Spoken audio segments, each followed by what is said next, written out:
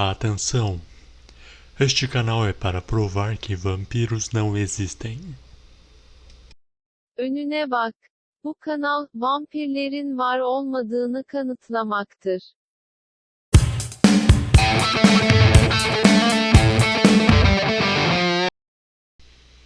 Muito boa noite, espectadores.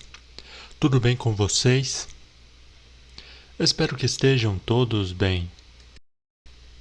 Hoje, irei compartilhar com vocês uma história antiga, ou não tão antiga assim. Era uma vez em algum lugar desta Curitiba. Mentira. Em uma mansão comumente conhecida por pertencer a um dos mais renomados membros do clã Ventru na região. Antônio Marques de Guaraipó. A história desse personagem remonta aos tempos da fundação da cidade de Curitiba, sendo bastante influente na sociedade civil e mais tarde na sociedade vampírica da região, que se organizaria como a Camarilla.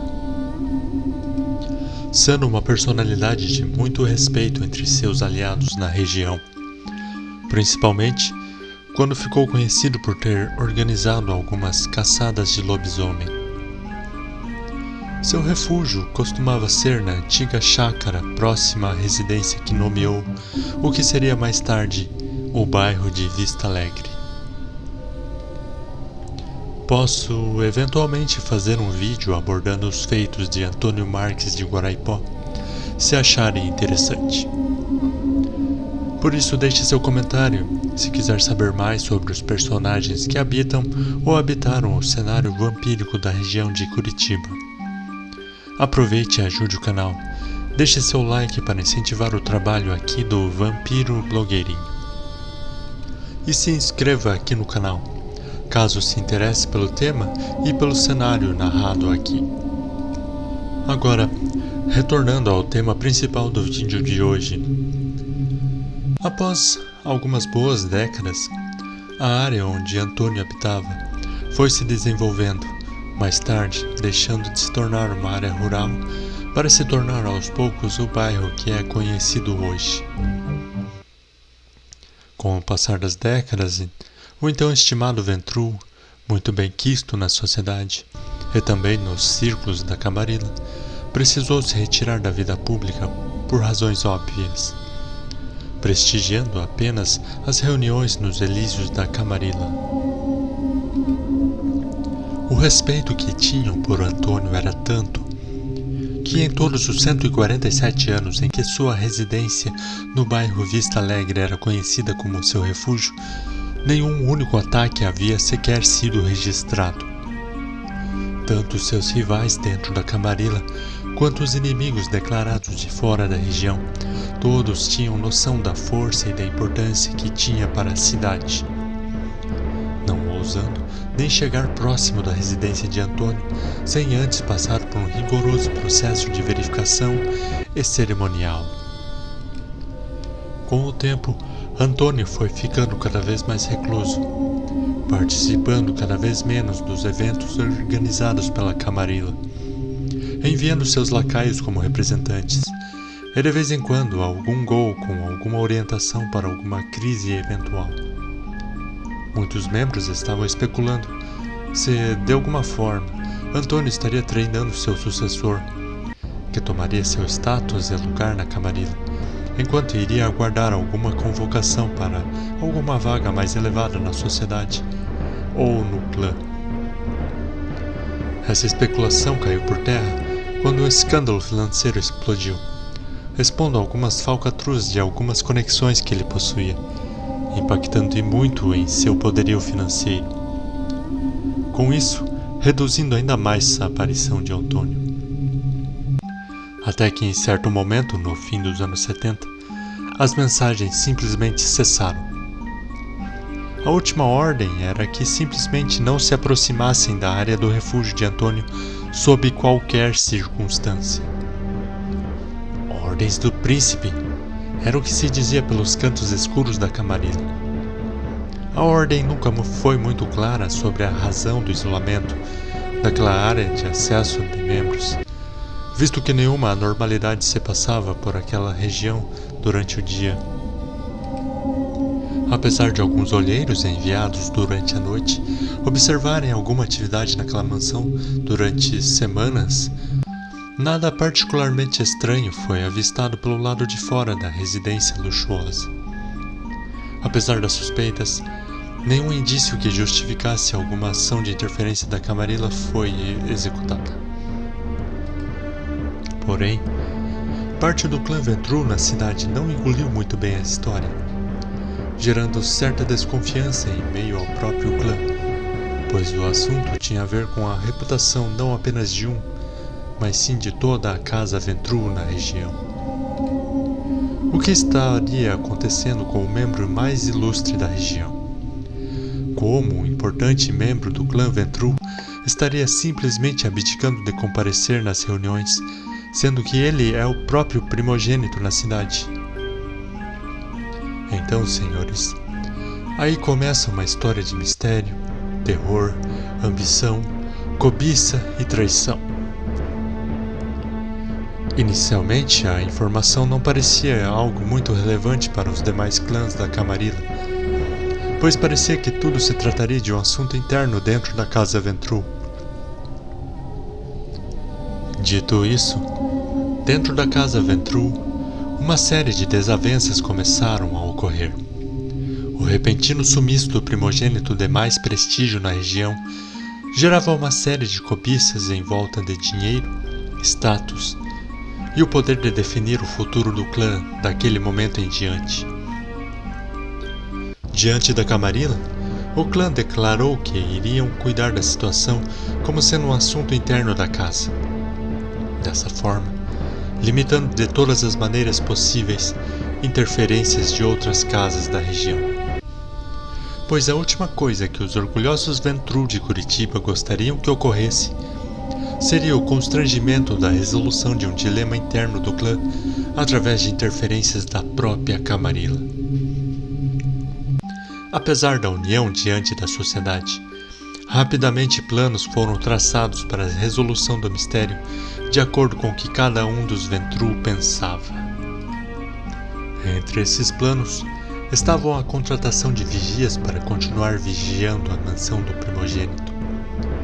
Outros membros enfatizavam a necessidade de desobedecer à última vontade de Antônio e montar uma missão para efetivamente tentar entrar na mansão e então verificar os moradores e questioná-los sobre o paradeiro do dono. Alguns, com um pouco mais de coragem, optaram por uma disputa aberta dentro do clã, visando a eleição de um novo líder que tomaria a frente da casa Ventrue, ignorando completamente a situação do primogênito Ventrue. Eleição, caro espectador, não no sentido cívico como conhecemos, mas sim no sentido mais tradicional, como praxis, ou algum outro tipo de disputa entre os candidatos.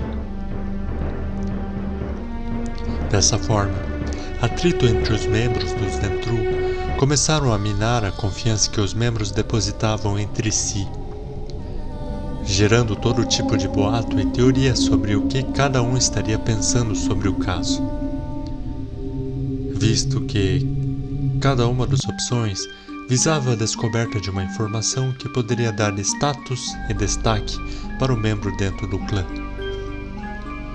Caso a operação falhe, o Ventrue em si não apenas seria humilhado diante de seus pares, como também estaria perdendo todos os status que possuía até então. Logo, os membros que sugeriam uma nova disputa pela liderança do clã passaram a se aliar com os grupos que desejavam que a ordem fosse mantida e Antônio fosse deixado em seu refúgio, enquanto o outro grupo se debatia entre qual seria a melhor abordagem do refúgio: uma abordagem ativa que geraria demasiado barulho, chamando a atenção não desejada da Camarilla, e uma abordagem mais passiva, que inclui o uso de vigias à paisana, concluindo com uma infiltração de uma equipe de espiões dentro das dependências da mansão. Dentro desse grupo de Ventrus que se opuseram a desobedecer seu primogênito, se destaca uma figura que liderou a mobilização do clã para impedir a interferência da Camarilla nos assuntos do clã. Vitório Amaral Lins. Ambicioso banqueiro que visa a ascensão na Casa Ventru com a revelação do destino do primogênito. Do outro lado, defendendo até as últimas consequências se necessário as ordens do primogênito, Telêmaco Amoreira Filho, ex-engenheiro que traçou meticulosamente seus passos dentro do clã, que via na segurança de sua poltrona o cargo de primogênito do clã cair em suas mãos, bastando apenas esperar uma nomeação do príncipe, caso o atual primogênito não aparecesse nas próximas 3 reuniões, ou seja, 3 meses. Vitório estava com os planos já definidos, faltando apenas a definição dos inícios das operações. Porém, Telêmaco, ao saber dos planos de seu colega de clã, percebeu que sua liderança na Casa dos Reis estava sob risco. Então se opôs duramente contra os planos dos partidários de Vitório. Questionado sobre a negativa de sequência do plano de monitoramento da mansão, Telêmaco foi evasivo, alegando que a vontade do primogênito deveria ser preservada. Sem convencer absolutamente ninguém, Telêmaco foi ainda questionado se a negativa da operação não teria sido o temor por possivelmente perder a sucessão na liderança do clã, caso a situação de Antônio seja atualizada. Questionamento que detonou a crise dentro da Casa Ventru, pois Telêmaco ficou muito indignado com a possibilidade de estar sendo visto como se aproveitando da situação. Aproveitando de um momento de fúria, Telêmaco escalou ainda mais o atrito entre os Ventrus, acusando Vitório de estar sendo conspiracionista, utilizando a incerteza da situação do primogênito como ponte para uma possível promoção dentro da hierarquia do clã, e que não iria tolerar qualquer corrupção do refúgio do tão estimado líder da casa. Do outro lado, Vitório, em uma resposta rápida à provocação/ameaça, não deixou barato a declaração de Telêmaco, acusando de estar sendo passivo em relação à incerta do primogênito, levando a suspeita de que Telêmaco estaria apenas ganhando tempo até que o príncipe o considere novo primogênito do clã. E se isso ocorresse, Telêmaco não teria um pingo de respeito dos demais membros do clã, não restando moral alguma para quem galga as posições de liderança da casa sem devolver o esforço equivalente. Assim, o clima se acirrou em meio aos Ventrus de Cloeritiba e região. Com o grande prêmio de liderar a casa durante as próximas décadas, possivelmente, temos 2 figuras prontas para fazer o que for preciso para não deixar que a casa caia em vergonha diante dos vampiros dos demais clãs. Estaria Antônio ainda vivo? O que a morte e a vida deste Ventru poderia significar para os demais membros da Camarilla? Isso podemos descobrir futuramente. Caso você, espectador, tenha interesse, ajude o canal Vampiro Blogueirinho.